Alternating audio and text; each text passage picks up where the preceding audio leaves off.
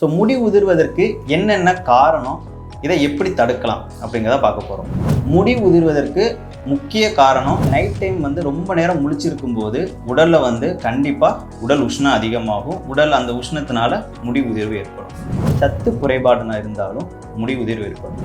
அதற்கு உண்டான மருந்துகளை எடுத்தோம் அப்படின்னா கண்டிப்பாக முடி உதிர்வது கம்மியாகும். அனைவருக்கும் வணக்கம். நான் மருத்துவர் எஸ் கிரிதரன், ஆரோக்கிய ஆயுர்வேதத்தின் ஆயுர்வேத சிறப்பு மருத்துவர். நம்ம இன்னைக்கு பார்க்க போகிற டாபிக் எதை பற்றினா, நம்ம மக்கள் மத்தியில் இருக்கிற ஒரு தலையாய பிரச்சனை, தலைக்கு மேலே இருக்கிற பிரச்சனை. ஆமாங்க, முடி உதிர்வது பற்றி தான். நம்மக்கிட்ட வர்ற எல்லாரும் என்ன சொல்லுவாங்கன்னா, அதிகமாக முடி கொட்டுது, நான் சீப்பு வச்சு சீவுனேன் அப்படின்னா நிறையா எனக்கு அப்படியே கட்டுக்கட்டாக வருது சார். அதுவும் குறிப்பாக 25லேருந்து 35 வயசுக்குள்ளே இருக்கக்கூடிய இளைஞர்களுக்கு தான் ரொம்ப அதிகமாக அஃபெக்ட் ஆகுறாங்க. ஸோ முடி உதிர்வதற்கு என்னென்ன காரணம், இதை எப்படி தடுக்கலாம் அப்படிங்கிறத பார்க்க போகிறோம். நம்மளுடைய இதயத்திற்கு மேலே இருக்கக்கூடிய பகுதியை கஃப பகுதின்னு சொல்லுவோம். அதாவது அந்த கஃபங்க பகுதி அப்படின்னா அது ரொம்ப குளிர்ச்சியாக இருக்கணும். முடி உதிர்வதற்கு முக்கிய காரணம் உடல் உஷ்ணம் தான். அதிகமாக உஷ்ணம் சேரும்போது நம்மளுடைய முடி வேர்கள் இருக்கு இல்லையா, அது பட்டு போய் முடி கொட்டிடுது.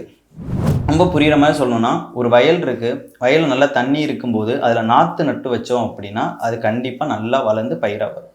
ஆனால் தண்ணி இல்லாமல் உரம் சரியாக போடாமல் போயிடுச்சுன்னா அந்த பயிர் பட்டு போயிடும். அதே மாதிரி தான் நம்ம தலைப்பகுதியிலையும் நன்றாக எண்ணெய் தேய்ச்சிட்டு வந்தோம் அப்படின்னா உடல் உஷ்ணம் கம்மியாகும். அது போக முடியுடைய வேர்களுக்கு தேவையான உரம்னு வச்சிங்கன்னா இரத்த ஓட்டம், அந்த இரத்த ஓட்டம் சரிவர இருந்துச்சு அப்படின்னா கண்டிப்பாக முடி வளரும். உடல் உஷ்ணம் எப்படி அதிகமாகுது இப்போ இருக்க சூழ்நிலைக்கு அப்படின்னு பார்த்தீங்கன்னா, ஒன்று உணவு, காரமான உணவு, ஜங்க் ஃபுட், ஃபாஸ்ட் ஃபுட்டு.